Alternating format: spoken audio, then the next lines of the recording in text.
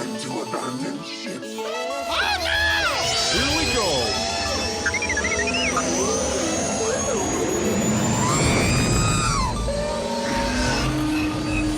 Can I persuade you to join us for a drink? It's a tradition. Here, here. Jar Jar, homie, my main man, quickly. Before the Separatists attack, get into the escape pod. Hey! This is escape, then we're the pod.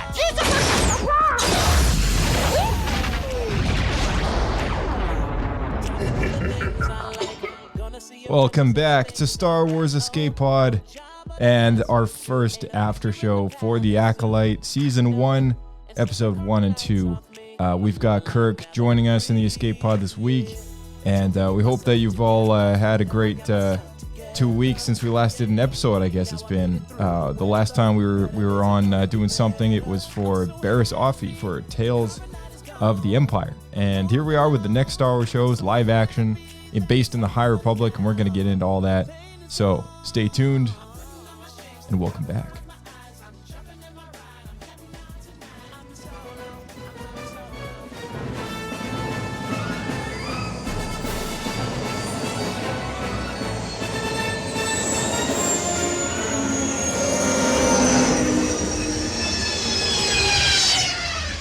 Another happy landing.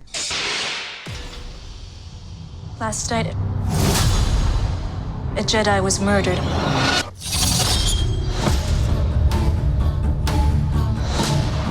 The Jedi justify their galactic dominance in the name of peace. But that peace is a lie.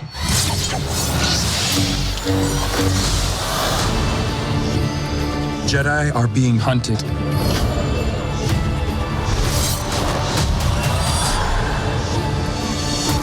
She was my student. I trained her. Let me be the one to bring her in.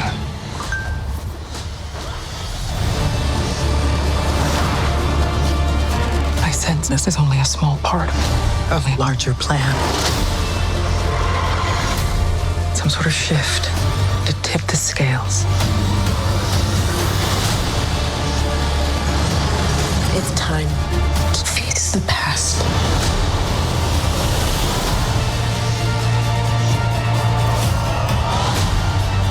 Destiny is not decided for you by an anonymous force. If you want to pull the thread and change everything, then pull it.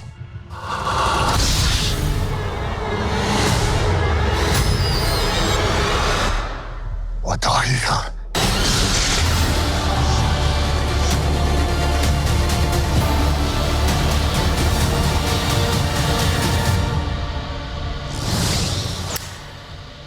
All right, welcome back, Kirk.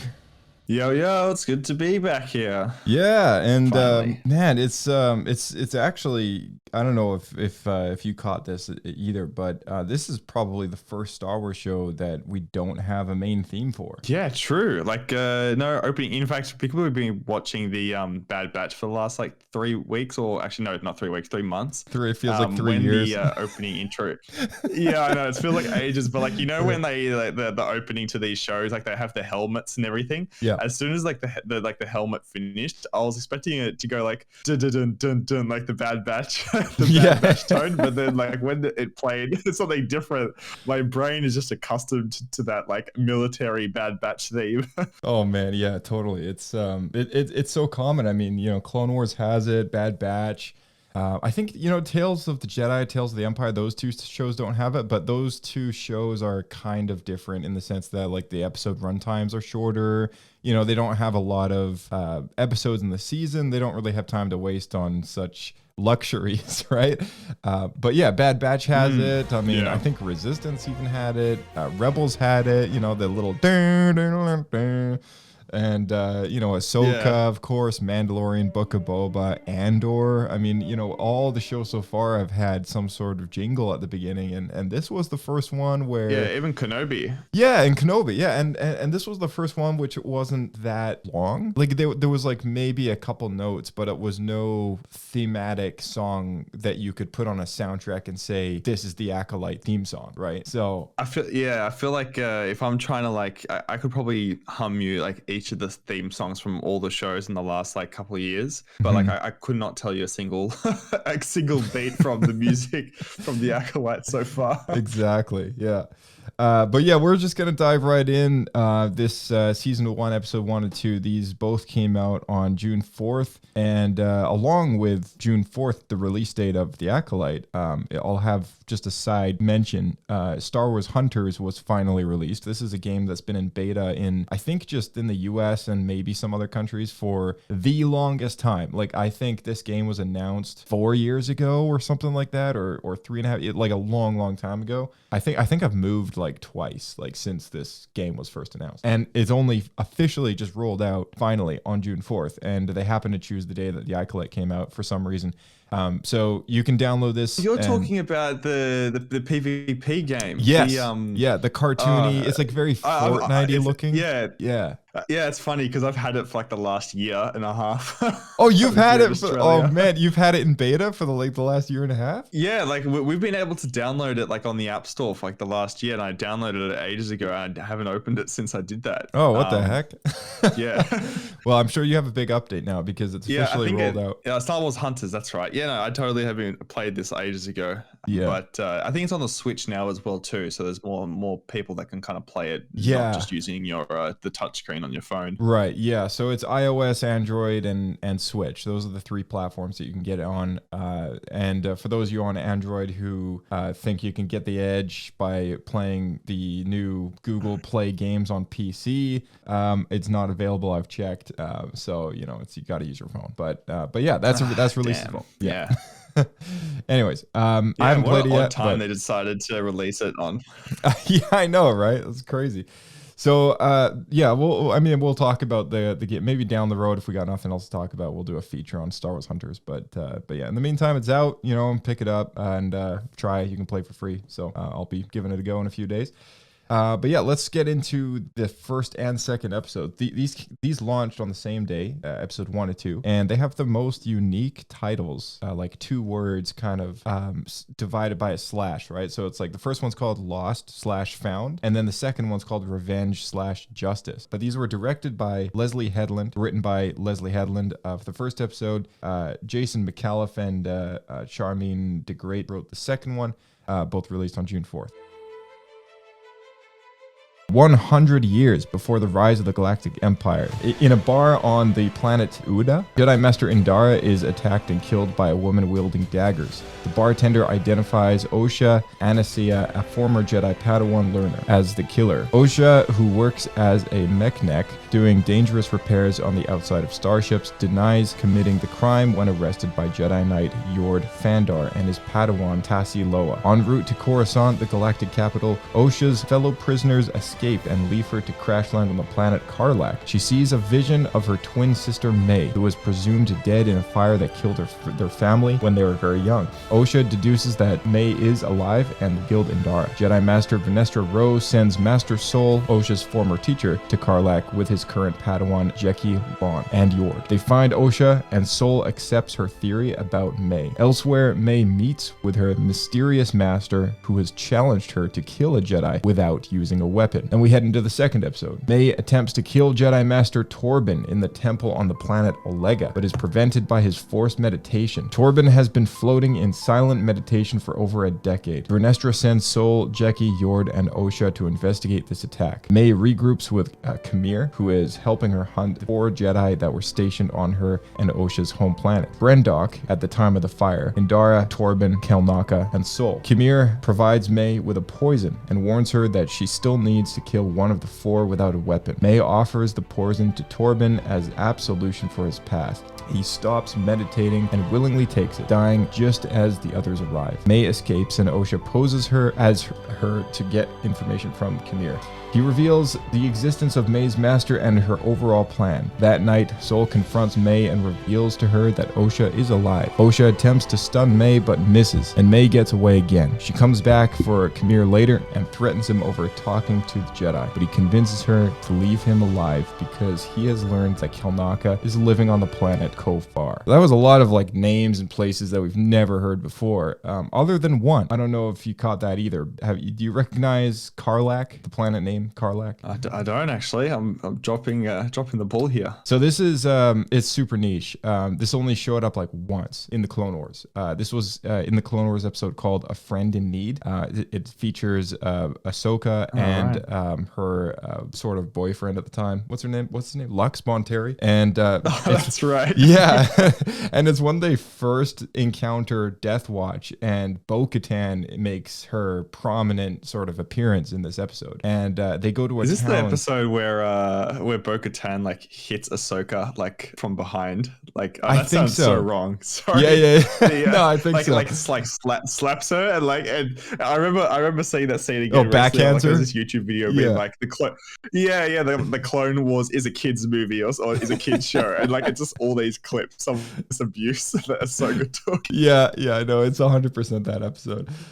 They go to a small town called Ming-Po, which was like the center point of the episode. It's a bunch of locals that like just get absolutely, just tossed around by Death Watch, just abusing them and taking their food and just slapping them about kind of thing. It's just that was the episode, right? It was just like painting Death Watch as like a bad group of people and that was pretty much it. It was just like here's a run-in with Death Watch. Anyway, that was Karlak. Showed up in the animated show, and here it is in live action. This was the planet that May crashes on in the first episode. So that was kind of cool. I thought that was pretty neat. We didn't see any forms of life, but when Yord says, "Oh, a scavenger," right? You instantly think, dude, this place is desolate. Like, who on earth would be scavenging around here? There is locals. There are people that live on Karlak. So, just throwing that out there to people. We also had Coruscant as well. Like that's a very familiar, clearly. As well. Coruscant. Oh my goodness. Yeah. That was pretty cool. Actually, seeing the Jedi Temple. Did it look different to you? I felt the background behind the temple looked a lot less busy compared to what it usually is. I know quite around the temple, it's quite flat, like the architecture and landscape of Coruscant. But I feel there was less buildings surrounding the back of the temple. From what I saw, I don't know what it is, but for some reason it just looked a little like taller to me. Like there was almost like some extra structure beneath it. That maybe in the later appearances, there's like something that kind of covers up all that stuff. But yeah, I think you're right. It's like less. It seems like less busy. That's probably intentional though. Who knows? So back to the episode titles names. So we got Lost, Found, Revenge, Justice. I think this is like designed to symbolize the two twins because just spoilers out there. So like they revealed very oh, there you go. Yeah, they revealed like super early on that May and what's her name, Osha are twins, right? And I feel like this was not super well hidden as like a plot line, and I don't think it's supposed to be like a main plot line of the show, but I'll just touch up on that in just a sec. I think it's supposed to symbolize the fact, like with the titles, like one of them, like one of their stories. So like in terms of I guess Lost, that would be May, and then Found, that would be Osha, right? And then for the second episode, Revenge and Justice, like we kind of get the same balance there. It's just like there's this kind of like, I don't know, this resonating theme of balance in the title. Do you get that? I don't know, when you read that, do you I mean, now that I think when I first watched the episodes, I'm like 90% sure that the episode just said like episode 1 and episode 2. Like it's only now, like like the title names have only come up now. So I'm just actually reading these. But yeah, what you're saying, it sounds pretty accurate. I think that's probably a good way of putting it. And I wouldn't be surprised if the rest of the season was named like this. Yeah. And also the title intro. So if you look at the title, like on the poster, it just says the Acolyte, and the O has got this like glowing sort of double ring thing on the inside. And watching the show, you know, for those first couple seconds that you see the title, it's almost like the O kind of slides into two separate rings. One of them is red and one of them is blue. So I just thought to myself, like, oh, that's a really cool way as well to sort of paint this idea that there are two twins. Maybe one of them is aligned with the dark side, one of them is aligned with the light side. So I thought that was kind of cool if that's what it's intended to be. But yeah, just like, you know, thought that was kind of neat. Here's another thing. The opening crawl. You know, it's not every Star Wars show that we get an opening crawl to the story. So I'm just gonna read it here, and I just want to know Han your Solo thoughts. is probably the last one that we got. I think Solo, so. Sorry, yeah. Solo, a Star Wars story. Right. Yeah. Yeah. So this one is this is what it says. 100 years before the rise of the Empire, it is a time of peace. Jedi Order and the Galactic Republic have prospered for centuries without war. But in the dark corners of the galaxy, a powerful few learn to use the Force in secret. One of them, a lone assassin, risks discovery to seek revenge. So right off the bat, they kind of make it clear that yes, it's a time of peace, despite this being in the High Republic era, and there's lots of things that have gone wrong in this time period, as we've kind of come to realize with the events of Jedi Survivor flashing us back to that time period, or you know, the endless books and comics that have come out with wave 1, 2, and 3 of the High Republic, you know, stuff. I mean, like there's the Drengir, Plant Monster, or you know, Catastrophe. There's the Great Disaster and the Nihil, like the Viking Raider guys. You know, there's so much stuff that's happened. But there's no war, right? There's no Clone War. There's no Galactic Civil War. There's a time of peace. The Sith aren't really around. You know, we know that in the Phantom Menace, Ki-Adi-Mundi says the Sith have been extinct for a millennia. There's really no big threat, right? Like driving forces against the Jedi. And off the bat, we kick things off with like, well, in dark corners of the galaxy, a powerful few learn to use the Force in secret. So I wonder, like, what is your thoughts on what that means? What does it mean for May and whoever this master is? Like what kind of theory did you have when you read that? Like, you know, because it's really sort of breaking away from the idea that has existed in our minds in the expanded universe. You know, what we had going with like Darth Plagueis, and the Sith are still around and hiding. Like, do you still think that that's a thing, or do you think that this is like a reset button?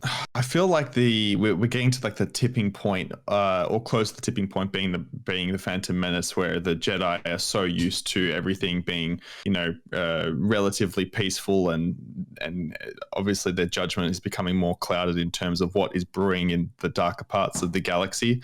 And also that the Sith and these beings are a little bit, they're finding a lot easier to hide their presence. I felt like with the start of this episode, it would have been really interesting, rather than having this text crawl, I feel like it would have been nice to have a good like 5 or 10 minute kind of, even a narrated recap, or just bring us back to what this time period is all about, because we haven't seen this on screen before, and I haven't read a lot of the High Republic. I think my biggest exposure to it is through Jedi Survivor with the flashbacks that I saw there. Right.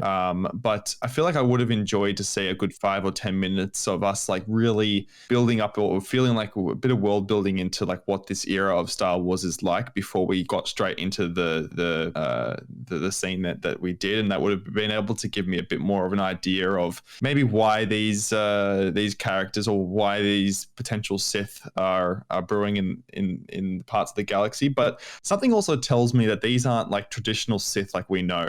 I feel like this is like a different, almost like just a rebellious brand of people that are specifically against the Jedi, but maybe the concept of the Sith isn't quite established just yet. It's quite early to tell, but something that you said before about how we don't think that the main plot line is about discovering, you know, who murdered the Jedi. I think it's an interesting story direction that they've taken with that, because it's obviously quite revealed how and what happened. But I think it's going to be more or less uncovering what this leader's, or what this master's motivation is. And I keep forgetting, is it May, or is it May. Or is it Osha? That's the dark sister. May is the dark one. May, yeah.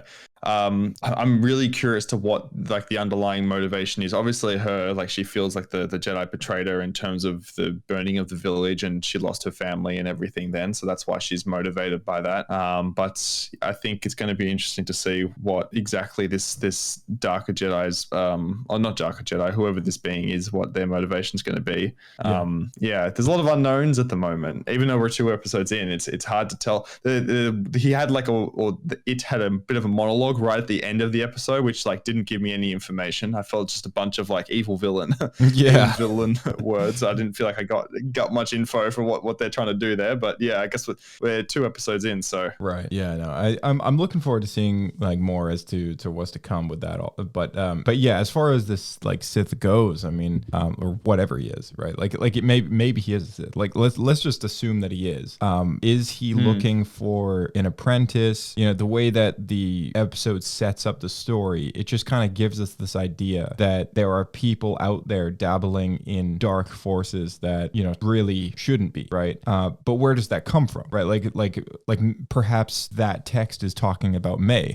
Perhaps it's not actually talking about her master, right? Who could in fact be a Sith Lord. And assuming that maybe he isn't a Sith Lord, you know, then we're getting into this whole new territory, this whole other territory of like kind of like the Acolytes of the Beyond, or you know, some sort of sequel Star Wars based villain, right? Like Kylo Ren's, you know, sort of era, right? Like the Knights of Ren, you know, like these kind of dark warriors that might dabble in some sort of dark power that might not really know what they're doing or whatever, and perhaps, you know, that's sort of an origin point to how the Sith kind of come back, I guess, after 1,000 years. Can you imagine if they turn around and say that this is Plagueis?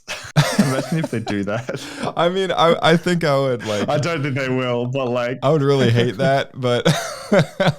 I mean, like if they're gonna do Plagueis, they got to do it right? You know, like they got to do a dedicated movie or a show or something that really brings Plagueis to life, you know, in the way that I think we all want him to be, which is, you know, the way that he shows up in the book. It's such a great book. If you've never read that book, you got to read it. But yeah, I mean, like this show is not what we are. I think thought that it was, right? Like, but then I think the creator Leslie Headland said that she said, like, you know, the trailer is not like don't look at the trailer and think that that's what it all is, because it's not. So I think that's why they get it very quickly out of the way, that and why they did the first 2 episodes back to back, which is already a quarter way through the season, believe it or not. But they get it out of the way that there's 2 twins, right? So like they're not hiding the fact that it's like one killing the Jedi and the other one's innocent, right? Like that's blatantly obvious now. There's 2 of them. One of them is somehow alive. That we I'm sure we'll get those flashbacks, because if you look at some of the trailers, like there's scenes where you can see like younger versions of like Soul and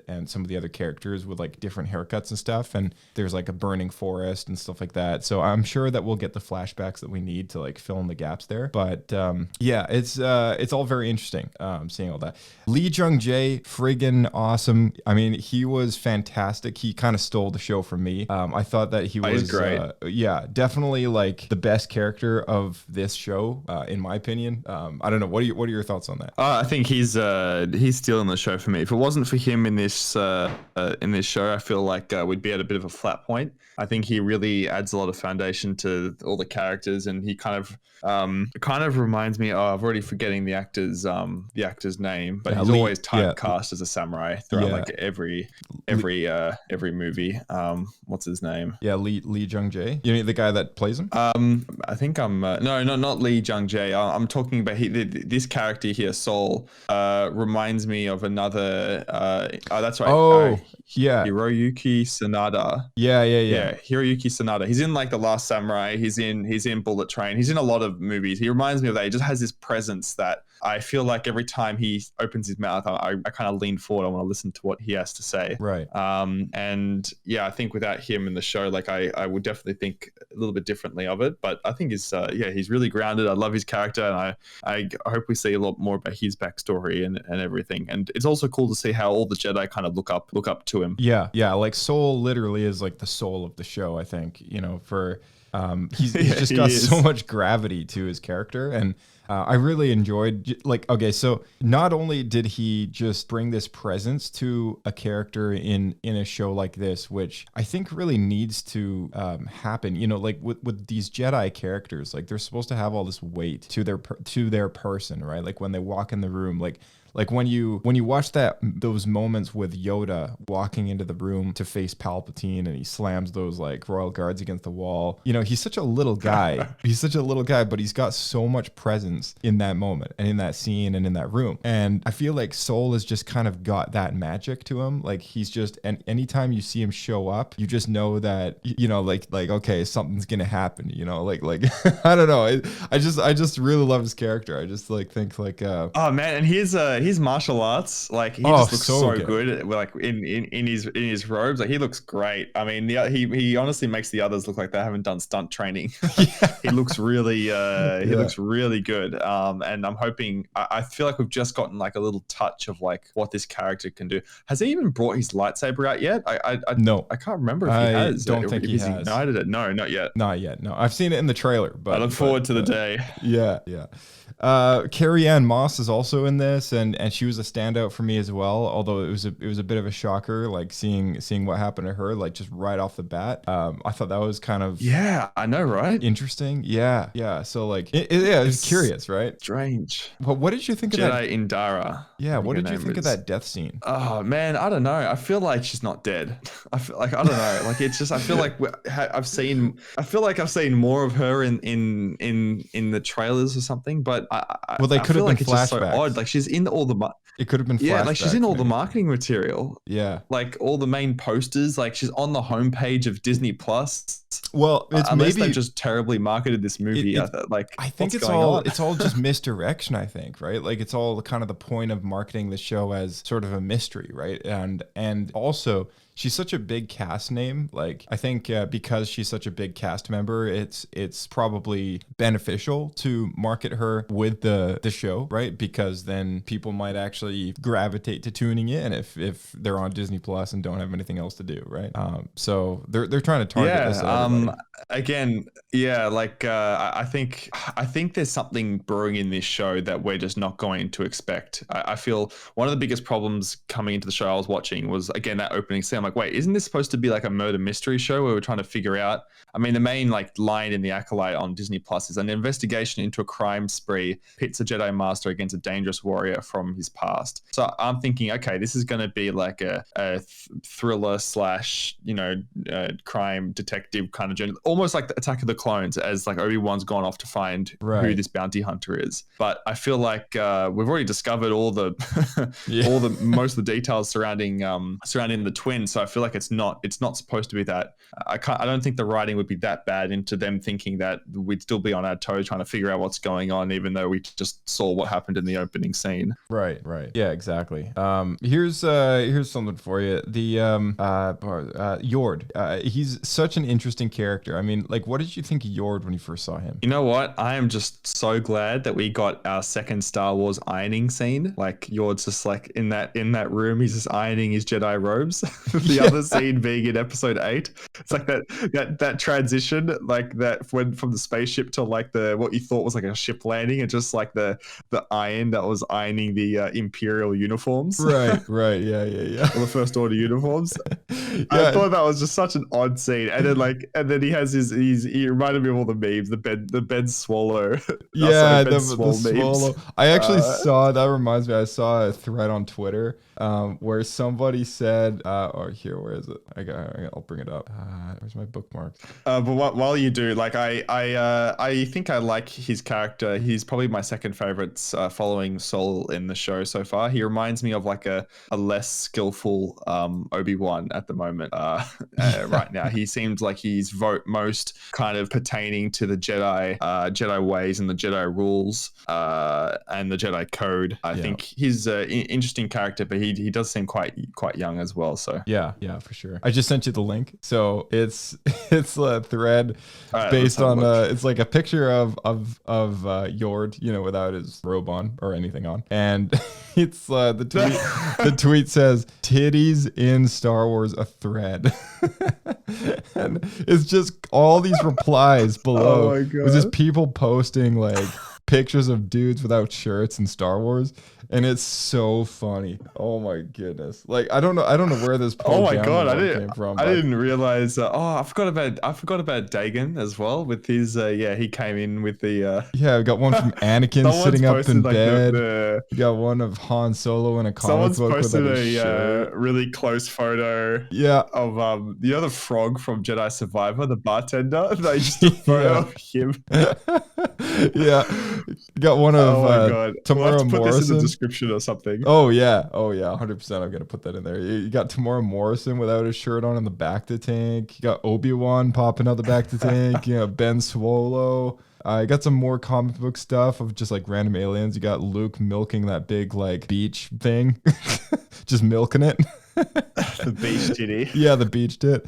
You got so like in the scripts, like if I'm writing this Star Wars script, like why do I need to write a scene specifically? Yord needs to have his top off. Like what's the point? What's the point of that? I have no idea, man. I love the creativity in terms of world buildings. Like, ever wondered why the Jedi's robes are so neatly organized? That's because they actually go to the lengths of ironing their Jedi robes. Yeah. And it's the only thing they wear, right? So like I guess when they're doing their ironing, they're just like doing it without anything else on, you know? Like clearly as of today, ironing in the Star Wars universe has to be done with your shirt off. Like you can't wear anything else. Yeah, exactly. All right, yeah, so that was pretty funny. I thought overall the comedy of this show, there was some quirky aspects to it, like that scene, but also did you I mean, maybe it's just my cinematic eye, but perhaps you have an opinion on this. There was a scene where May tries to kill Torben, who is the guy who's floating there in the room with the white robe. And then when there's some kerfuffle in the hallway and they kind of get the sense that somebody's in there. So she kind of dives up the window, you know, like parkours out of there. And this Jedi kind of comes in and he kind of looks around like left and right and kind of gives a bit of a snarl and then he like leaves. And I was like, that was so kind of cheesy, like just the way that worked out. You know what I mean?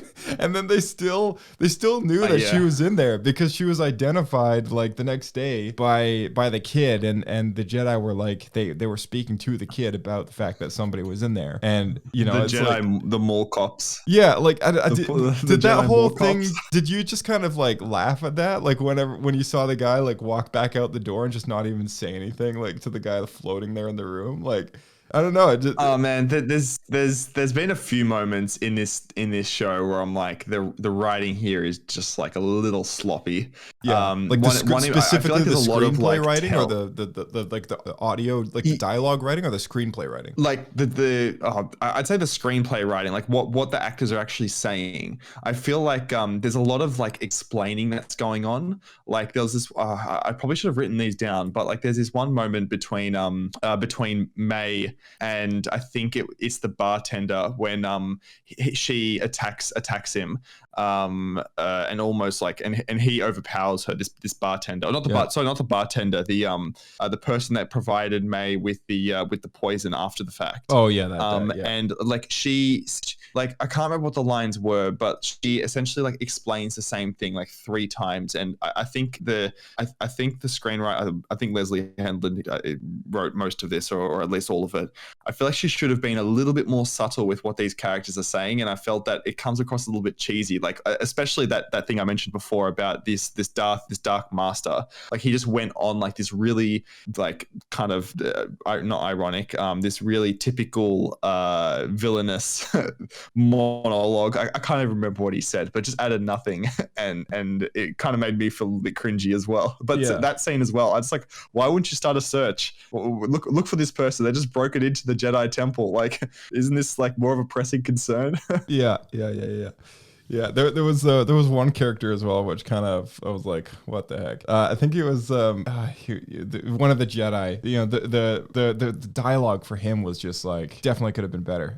The big guy, I forget his character's name, but yes, he's like looking through the binoculars, then he's like, oh, he's gone. Oh no, and then they just run off. I was like, what? That just did not feel like Star Wars dialogue at all, but. Everything. Oh man, and like this, this May character's like coming at them with these two little blades. Like I don't like what's going on? Like surely these Jedi are a bit more above their game that can take out. There's like 4 Jedi that were and a massive ship that was after it, and then they just like used a bit of come on.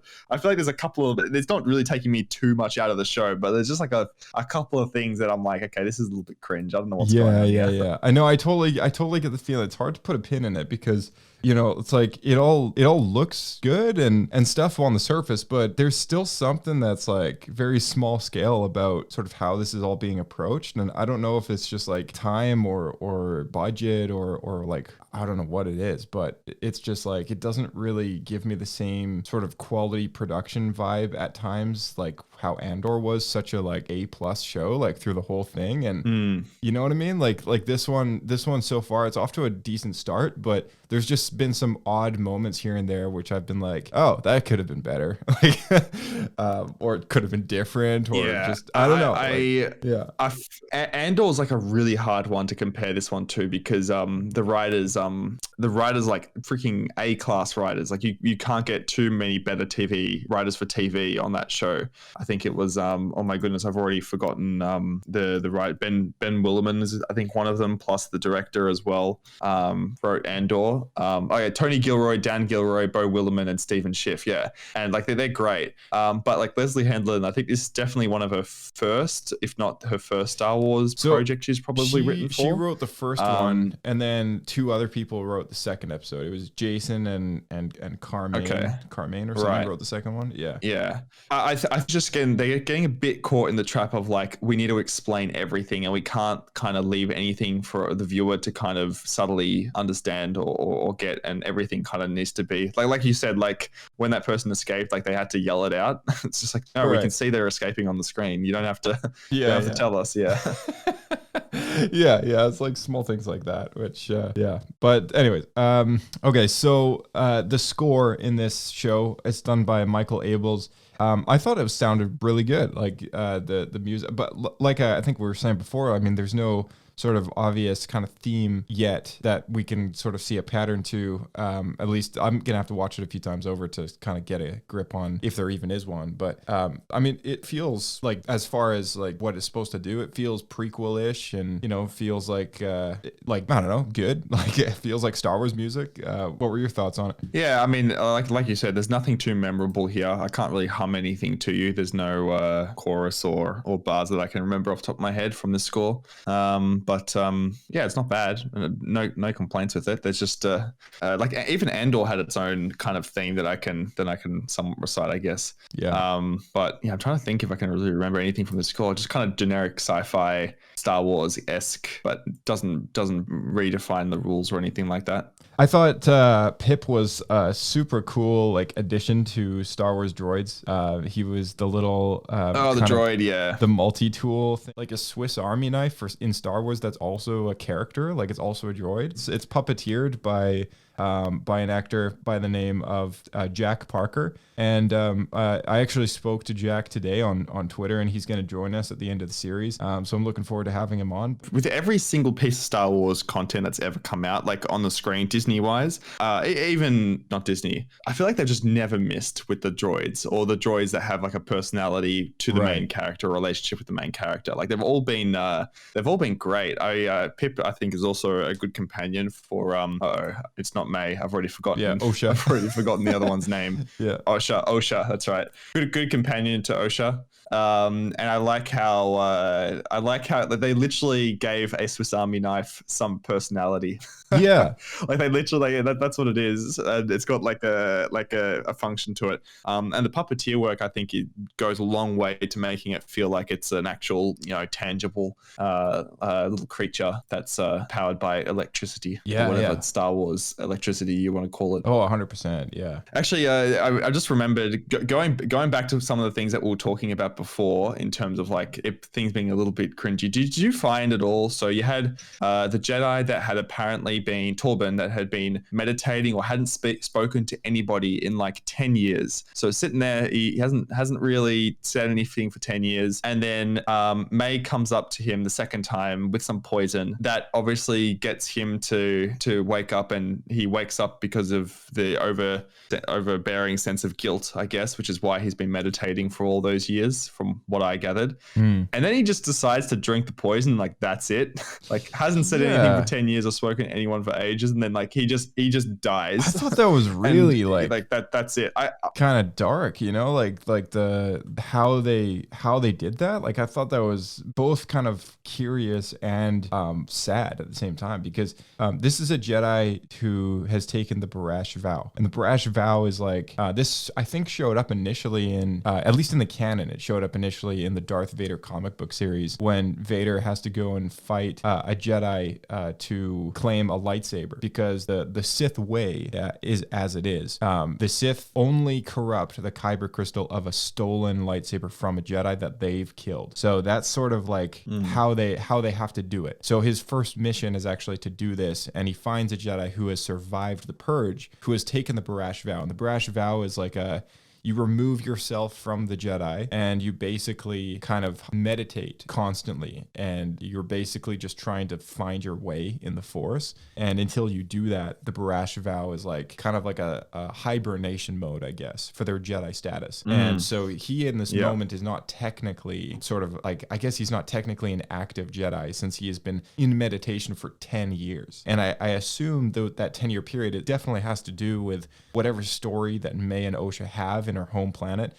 He obviously is probably very sorely responsible for something because of the Barash vow. Like it's definitely obvious that he had something to do with maybe the potential death of May or something, right? And I feel like the fact that he actually takes that poison so fast just kind of, you know, to me, I thought to myself, okay, the Barash vow that he's taken to try and find his place and like heal and, you know, get over everything and move on has obviously not worked. And he is in this moment, like, I guess, succumbing to regret and grief and sadness and all these things that he just thought that taking the Barash vow would heal him, and it hasn't. And that's just my thoughts watching the scene. Obviously we don't know everything, but that's just what ran through my head when I saw it. So I don't know, what did you think when you saw that happen?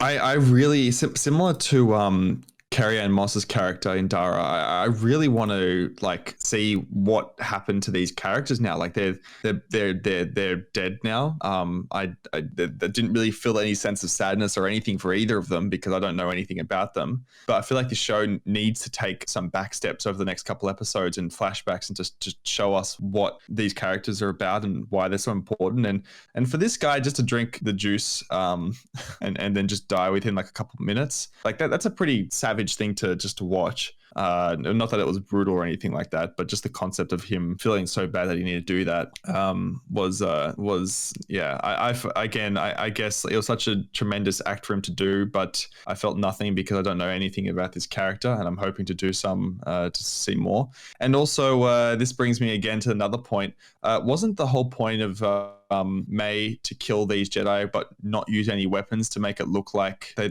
I can't remember what the reason was for, but she left the poisoned glass behind, and then she also used knives to stab Carrie-Anne Moss's Jedi character. So she's not doing an amazing job, is she? No. Unless I'm missing something. Yeah, so I kind of have a theory about this, and I think anyone else who's read this Vader comic, it's the Dark Lord of the Sith comic book series. There's also I guess there's part of this whole thing with her not having a lightsaber and her master does. And I think if this does line up with the theory that he is like looking for a worthy apprentice, to me, that kind of speaks a lot to what she's trying to do in the fight. So part of the Jedi code, I guess, is they can't like just straight up like pull out their lightsaber on somebody who's, you know, being a jerk or whatever. Like if someone's attacking a Jedi without a weapon, you know, like they're just supposed to try and fight back, because the whole thing is like peaceful resolve, right? Like that's the whole thing. So like unless she kind of like threatens them with a knife or with something, technically their lightsaber is not really supposed to be drawn. Of course, like they have a different idea of that in the Clone Wars and the prequels, but at this point in time, that's just how the Jedi are. They're much more peaceful. This is the golden age, right? Stuff like that. And I think when it comes to her fighting the Jedi that we've seen her fight, every single time she has tried to grab the lightsaber. Have you noticed that? Yes. So yes, I think I have. I just realized now. Yeah. Yeah. If this lines up with my theory, I think this is very much like the Vader comic that I read about the Barash Vow and that guy. I think that she actually needs the lightsaber to be worthy of the Sith apprenticeship, right? She needs to kill the Jedi and claim the lightsaber for herself to elevate her to that status, to get her out of the acolyte status and into apprenticeship. I think that's why she needs it so bad. But also, you know, her killing all these people, this is like, these are tasks that have been given to her by her master, right? Like by the person that's like in charge of all this stuff. So yeah, I think it's just like, she's got to collect these lightsabers. Well, she left the one on the ground for what's her name in Dara, right? So that was the first thing that's the only thing that would I guess negate or like disprove my theory there. But like, is it because she didn't earn it? Yeah, I don't know. And hello there. Also, hey Kyle. Hello there. Welcome back. Hello. Yeah, but I don't know. Maybe it's because she didn't earn it. I think it's because she did kill her with her knife, right? Like that's probably why she couldn't take it, because she killed her with a weapon. So I think the only way that she can claim the lightsaber is by taking it from a Jedi with only using the Force or her own physical, her own physical attacks, right? Body. Yeah, her own physical body and using the Force, right? Like no weapons can be used to kill a Jedi and then claim their lightsaber. And I think that's why they made a big deal about that when she used the poison. Hold on, I could see that being a play in this, because remember how in the Ahsoka show when Ezra stops the lightsaber blade and you see the Force actually holding on to that blade, right? Mm-hmm. So maybe they are going in that direction, and the Force is now something that, like, I can stop a lightsaber blade with the Force, but a lightsaber complements my fighting with the Force.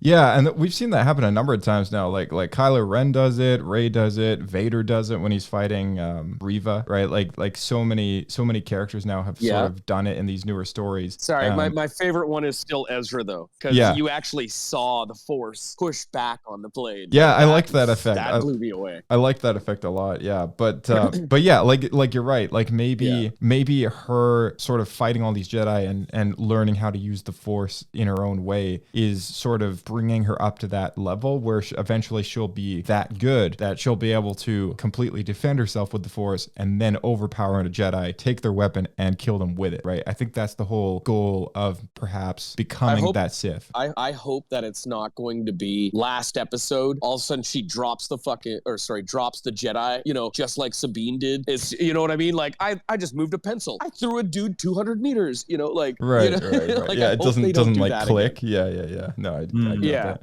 Yeah. So all of a sudden I'm a master. Yeah. Another thing, Jedi Vectors show up in this era, in this time period. Very cool to see the Jedi Vector starfighter. This is a starfighter which we've only so far seen on pictures and read about in the many High Republic books that have now come out over the last few years.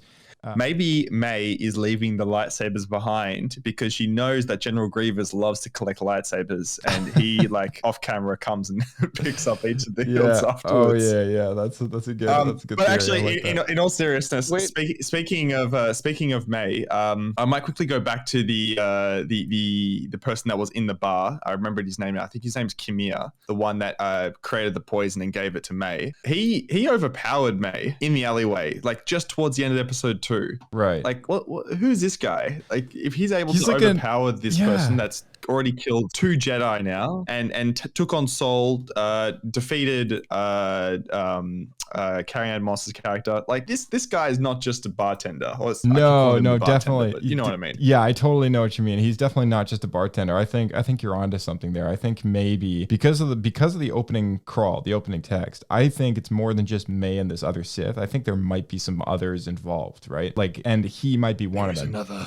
Yeah, like maybe he actually does have like Force affinity and you know is very skilled, and we just have no idea, right? Like maybe he's been playing the druggy kind of simpleton, you know, that Soul kind of runs into and speaks to when he confronts him, right?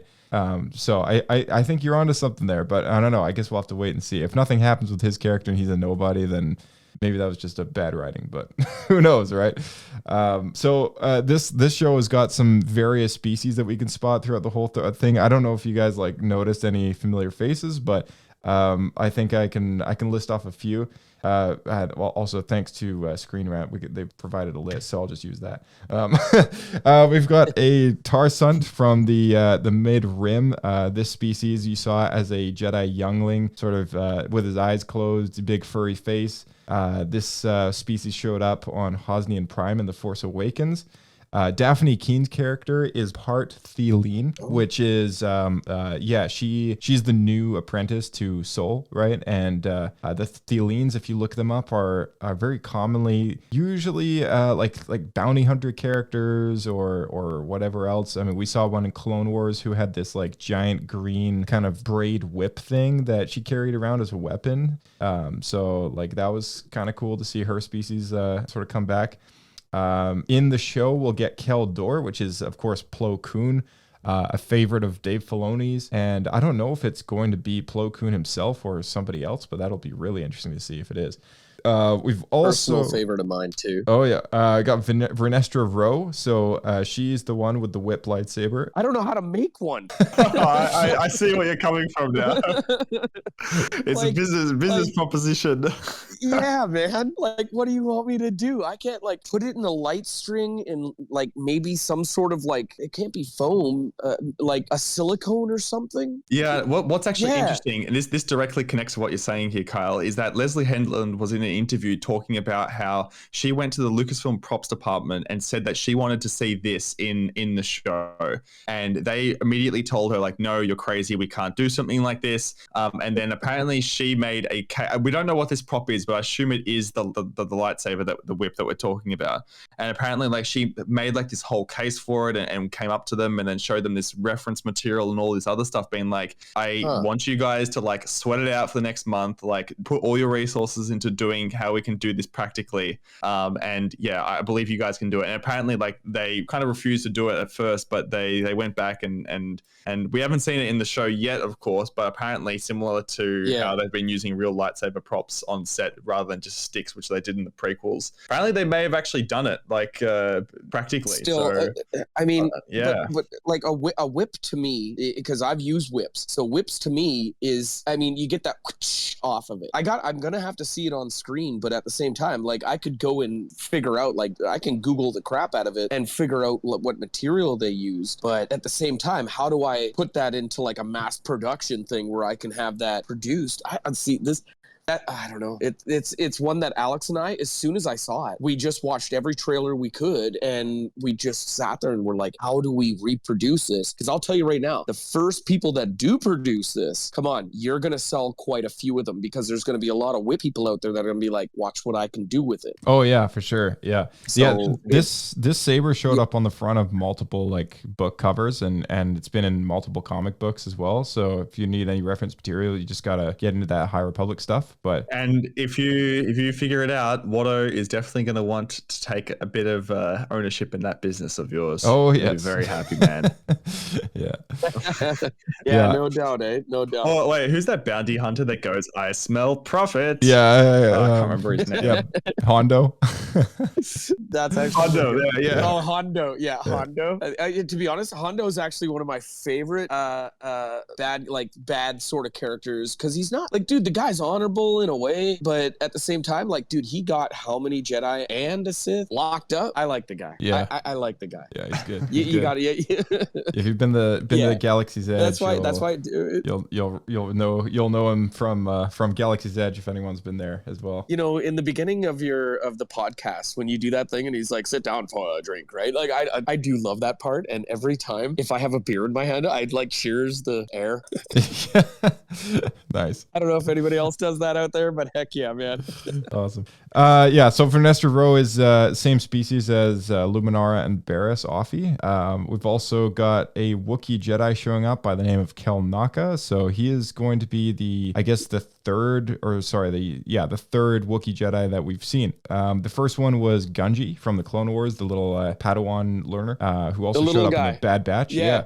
We also had Buri Yaga. Buri Yaga from the High Republic books. He sadly died, I think, in phase 3 or at the very end of phase 1, I believe. And we've also, I think that's about it, but also got the Nemordians showing up as well, of course, at the very beginning of the series, and so much more. So it's very cool to see like all these sort of familiar aliens that are now, sort of becoming more common to bring into a Star Wars show. So that's really cool, because I think when I saw episode 7 in theaters, that was my main complaint about episode 7. It was like nothing felt familiar, and like not even any of the alien species that we saw. And it's cool to see a Star Wars show that makes things familiar. On that point as well, one thing that I think this show is doing great compared to pretty much all the other shows so far is that we're getting a lot of like alien creatures, like compared to humans. I think there's a really good balance between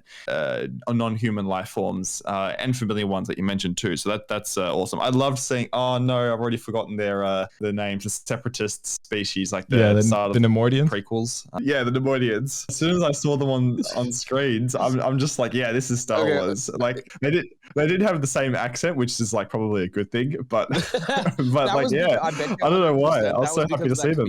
I just think they're like the most Star Wars designed like characters. I love them, and I don't know. I was very happy to see them on the screen. Yeah, totally. Yeah, no worries. I can't wait to watch this.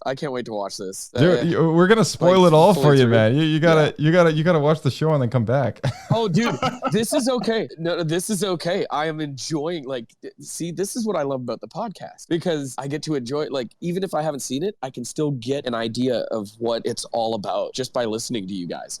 Again, I listen to you guys. Even I may be a guest on the show all the time, but I listen to you guys all the freaking time. I'll be on the airplane flying somewhere. What do I put on? I put on the Star Wars Escape podcast, man. It really is one of the greatest things that I sit and I just listen to. I have learned more Star Wars from this freaking podcast than I have from like reading. I'm out there now because of you guys. I'm out there now getting like comic books and stuff like that. I just got the full Yoda set and the Obi-Wan set of comic books. Really loving it now. Oh, awesome. You guys have got me into that side of Star Wars. Enriching the inner fandom. Yeah, that's what we do.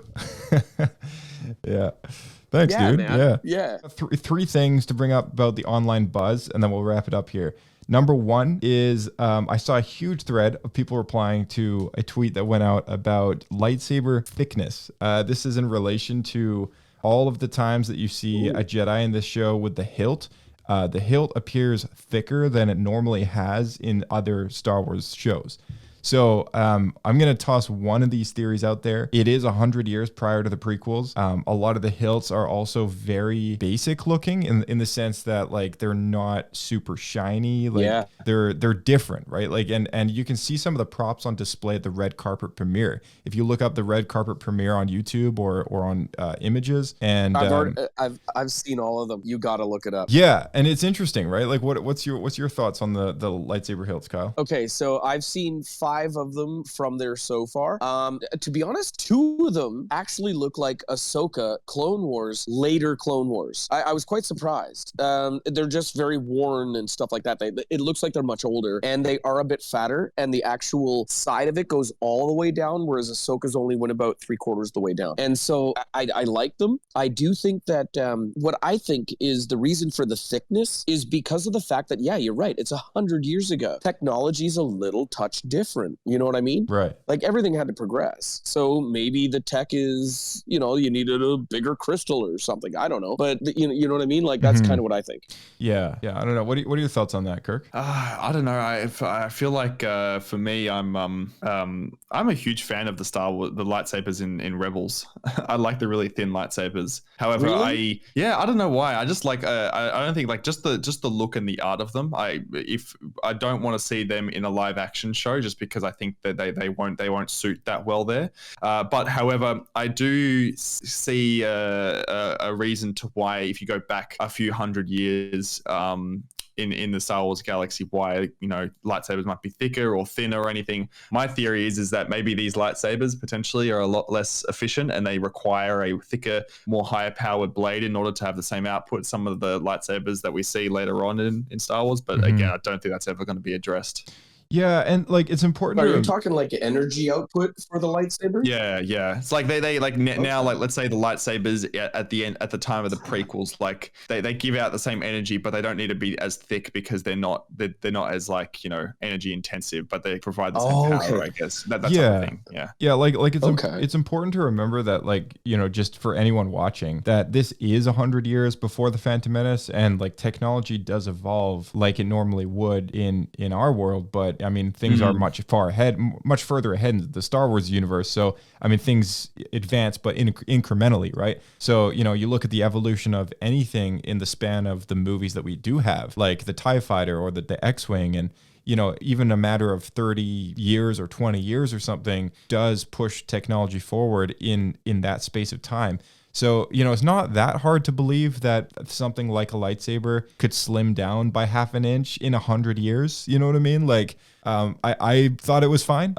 But there's a second reason, behind the scenes reason, and it's because these hilts and these props that they use on set do provide an actual light inside the blade, similar to the dueling lightsabers that you guys sell, Kyle. And except the ones that they made for this show, they actually made them very, very light. And one of the reasons that was engineered for the Acolyte specifically was because Leslie looked at the Phantom Menace and said, we need our duels to look like that. Like, we need ours to match up with the Jedi in their prime, like the Qui-Gon Obi-Wan Maul duel. Yeah, to be as a strong one with lots of spins, lots of eccentrics for the movements. Yeah, exactly. Yeah. And it's important to remember that across the 6 George Lucas films, none of those films used the same interactive lightsabers that they did in the sequels. In the sequels, they had lightsabers like they do in Ahsoka or in this show or in Obi-Wan Kenobi. But when they first engineered these things to work on the set of episodes 7, 8, 9, they were quite a bit clunkier, like heavier. The blade was heavier. They had all these LEDs in there.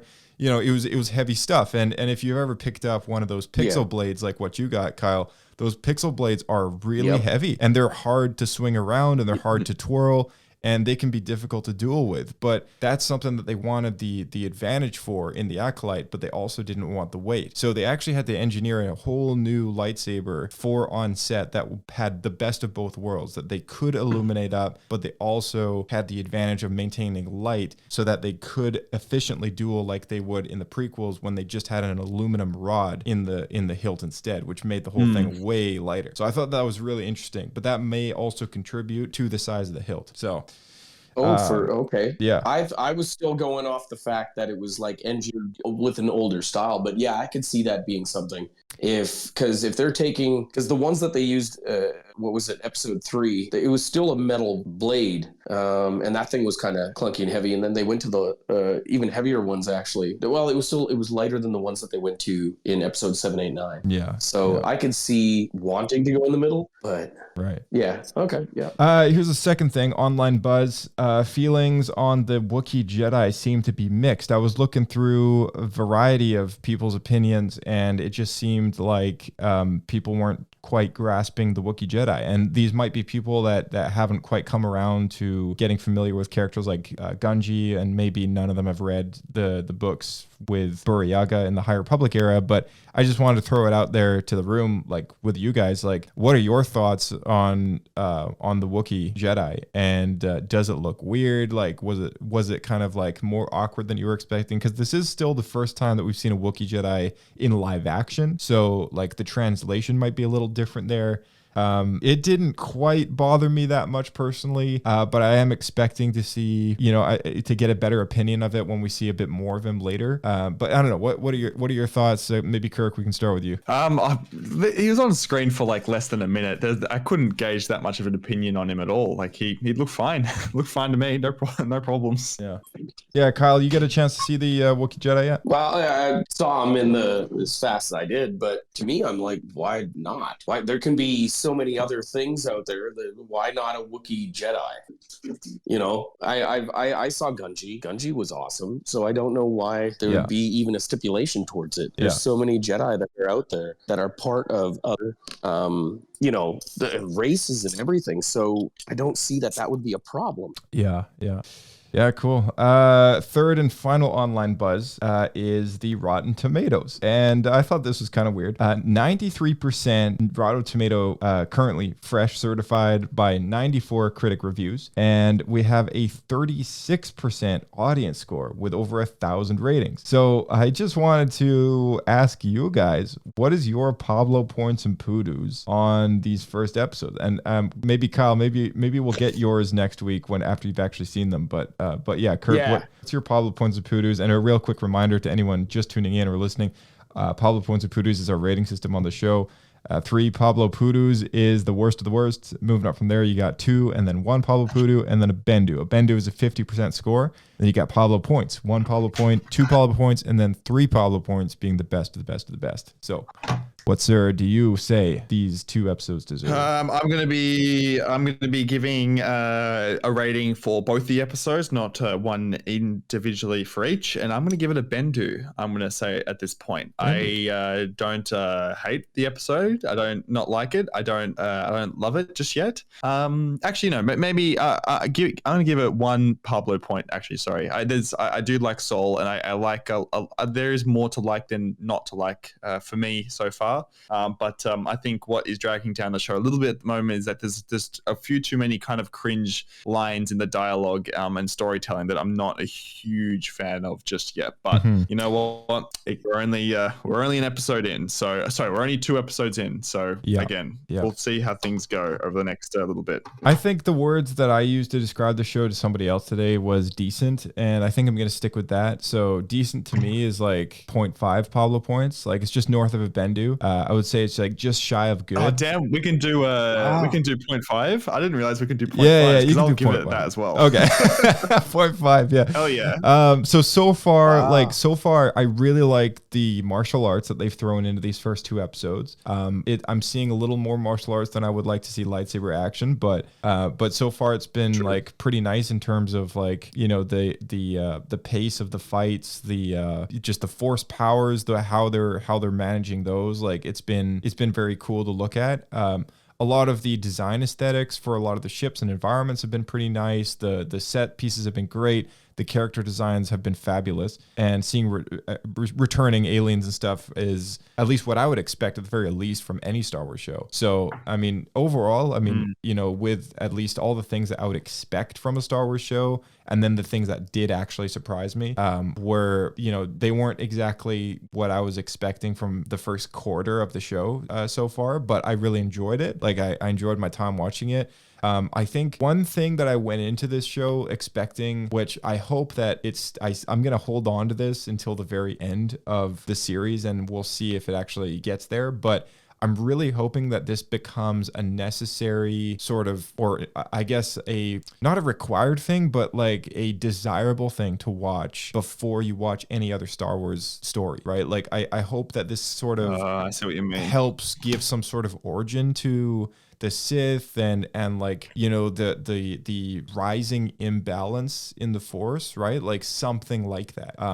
Almost like Lord of the Rings, like there's this time period between The Hobbit and the Lord of the Rings stories, and it's like it's an event called the Darkening of Mirkwood, where like the evil kind of comes back to Middle Earth, and it's this ever growing, ever evolving thing where like orcs start to show up again, the spiders are coming back, you know, weird things are happening in the dark corners of Middle Earth kind of thing, and it's just sort of the feeling Dude, that I I'm love getting. how much stuff you know. Thanks, man. I know it's sort of the feeling that I got when I read the opening script, the opening title in the first episode, where it says, you know, in dark corners of the galaxy, there's people learning the Force, and it was like, okay, well, that's really cool, and I just hope that by the end of the series, we have some sort of you know, resolve to that, and sort of a better idea of just what that looks like in the grand scheme of things, and how that affects episode 1, The Phantom Menace. I mean, this trailer for this show literally said before the menace, like in text, like referencing episode 1 as a movie, you know, painting this idea that this story is very solidly coming before this, and like, you know, what's the reason that somebody would watch this in the continuity of everything? If someone's doing a Star Wars binge, why should we start with the Acolyte? Yeah, at this stage, watching this show, I would be very surprised if it gets to the point where I can say watch the Acolyte before you watch the prequels. But you know, I guess we can be hopeful. Yeah, but honestly, I can't believe that Mace Windu's alive. Oh my goodness! I mean, I hope Kyle didn't hear that part. Like, damn! Oh, shut up! I can't believe they brought him back. Man. Hoping to God at some point, but I do love you, brother. Thank you. Yeah. I love it. This deal is getting worse all the time. You underestimate the power of the dark side. If you will not fight, then you will meet your destiny.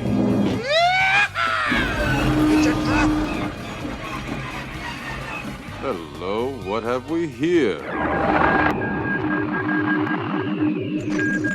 Hello, Star Wars Escape Pod. This is Dan. Hope this transmission's coming through. Here are my thoughts on the first 2 episodes of Star Wars Acolyte.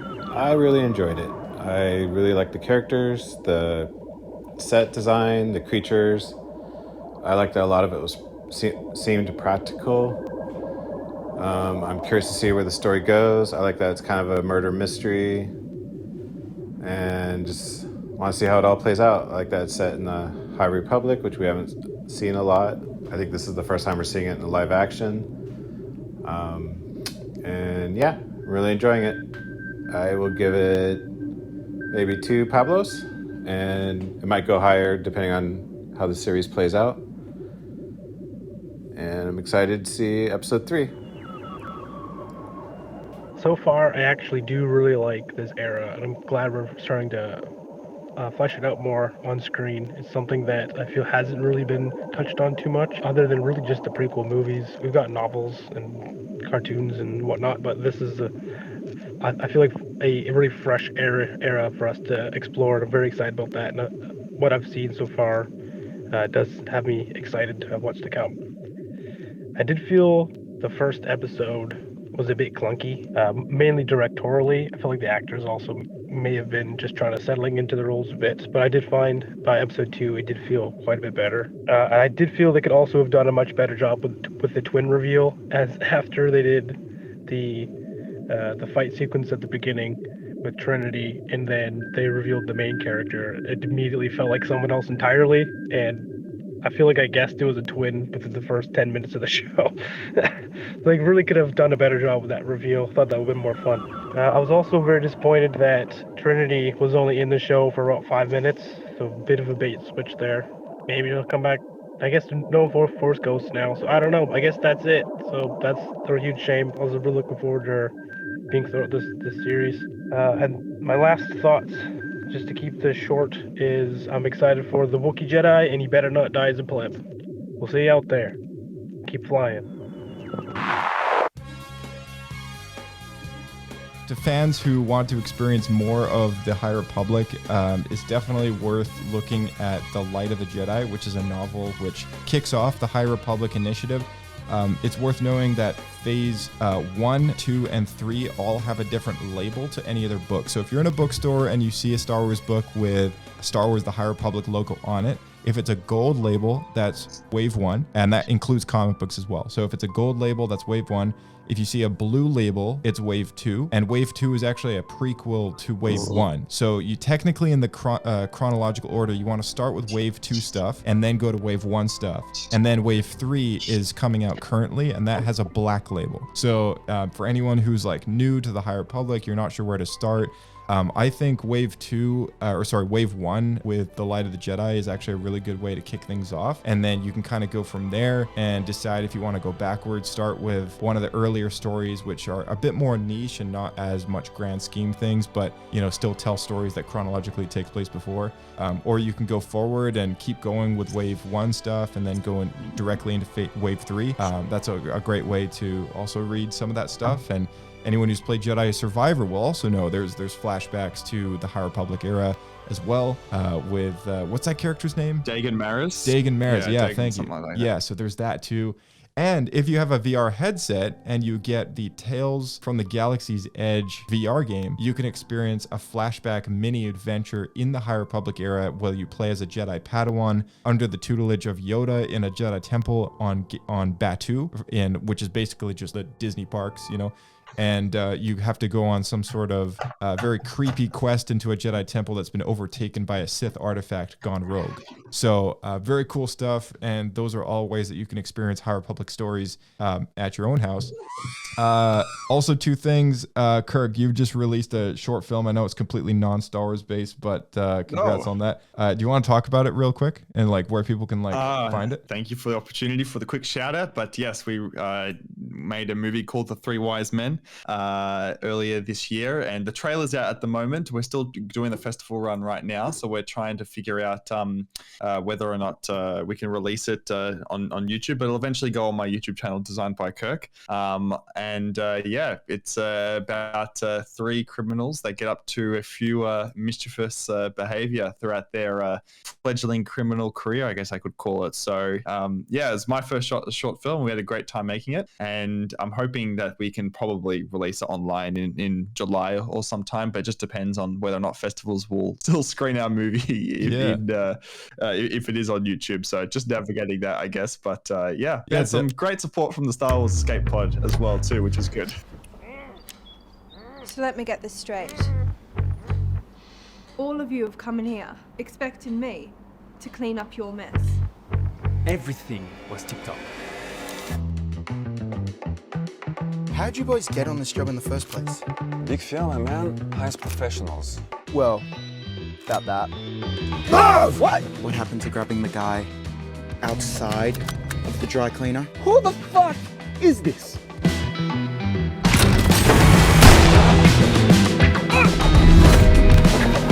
Boys, we've got a problem. We're leaving! Oh man, happy to. Always happy to. I'm always excited when you make something. But for those of you who don't know all the times that Kirk's been on, definitely go check out his YouTube channel. It's called Designed by Kirk. And eventually when the film releases, we'll link it down and blast it out as usual. We'll have to give it a Pablo and Pudu points scale. Yeah, exactly. Yeah, great short Always film. Appreciate the support. Oh, no problem. And Kyle, you guys are in Niagara Falls right now. We're here for the Niagara Falls Entertainment and Comic Expo, which is this weekend. We got in yesterday. I guess we haven't had you on since you've been relabeled, rebranded. Actually, that's correct too. So, well, it's not that we're rebranded. So there's what's called ALKY Solutions, which is our parent company, and now we have ALKY Sabers, ALKY ALKY Safety, and ALKY Scenes. So we're also getting into helping low production movies get lighting. You got to start at low production, get to big production. But so we now have a fire department and an entire production crew that are going to look at our different lighting systems and stuff like that. So ALKY Solutions is the parent company, but I'm going to run ALKY Sabers because it's my favorite thing. And then we have, ALKY Safety, which is fire, police, any sort of rescue, stuff like that. And then we also have now ALKY Scenes. So we've actually we branched out quite wide. Yeah, well, congrats on the expansion. And what's new on the lightsabers division then? I hear there's a whip being developed. Yeah. yeah, there's a whip being developed. Look, trust me. Look, believe me, man, I'm looking into it. I want to be the first one to come out with it, but it's still going to have there's no way there's going to be an RGB style. So I want to be able to have a whip style, something that can actually crack, but yet still have a pixelated lighting system in it. Our warranty is 1 year. So if it doesn't last a year of intense beating, I can't have it. That would be wild if you were able to develop something like that, now that I think about it. Yeah, see, exactly. And now you're starting to see the way I'm thinking about it. It's got to be an actual whip. I don't want it to just be some big spaghetti noodle freaking thing that had got a light inside. We have this new lightsaber called the Dark Cyclone, and inside of it is a spinning kyber crystal. Now, that's our first in 3, so we have 2 more coming out. They're going to be out at the end of, I think, July. As soon as you turn it on, it starts spinning, and you can see it, and as soon as you turn it off, it stops. It's really cool. That's awesome. All right, I got one more thing to bring up here before we wrap it up. It is the latest Star Wars stuff from ORBITKEY. You remember ORBITKEY, Kirk? No idea. Yes, they dropped some pretty awesome stuff recently. They did, yeah. They got hybrid laptop sleeves, compendium notebooks, and character quick release keyrings. This new wave didn't make its way to Canada just yet, but fingers crossed. Anyone who's familiar with the ORBITKEY Star Wars lineup, definitely go and check that out on the socials at ORBITKEY, as well as their website, which is all linked in the description below as usual. We also have a new episode coming down the road after the Acolyte is up, which is our Ventress What Happened. Which that's going to be exciting to do. We're actually recording that this week. It's going to be sort of a recap of what happened with Ventress up until the point that she showed up in the Bad Batch. So that'll be a thing that comes out eventually in a couple weeks once the Acolyte wraps up. I was hoping to release that before the Acolyte came out in the spirit of the Bad Batch, but alas, we just did not get around to it. So, we will be back for the Acolyte episode 3 of season 1, and hopefully you guys can both join for that as well. May the Force be with you, my friend. And looking forward to the rest of the Acolyte. Hopefully we see Mace Windu, but we'll find out. Hopefully, man. I will love it if we do. Awesome. All right. Thank you, guys. We'll see you in the next one.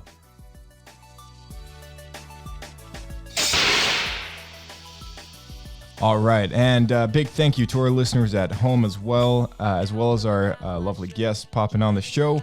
And don't forget to keep tuning in to the Acolyte After Show, because we got many more coming your way, as well as the Asajj Ventress What Happened. So that's what's on our roster. Follow our Twitter at SW Escape Podcast. Subscribe on YouTube as well. That way you don't miss a single thing. You can send a reply to our swells as well. You can find us on Swell, which is kind of like a podcasting style social media thing. Your email, swescapepodcast@gmail.com. Feel free to send in a voice memo with your opinions on the Acolyte. Ask us any questions, basically anything you can think of. We love to hear that kind of stuff. Also, I completely forgot to play the voice memos from both Dan and Blake as well. But hey, we'll hear from them next week and hear their thoughts more extensively. Don't forget to check out ALKY Sabers ORBITKEY, designed by Kirk, and stickers by EastPost. Make sure you click that new link, that new partner of ours, down in the description below, selling stickers. He's a friend of mine, and just want to help him out. So may the Force be with you all, and we'll catch you in the next one on Star Wars Escape Pod.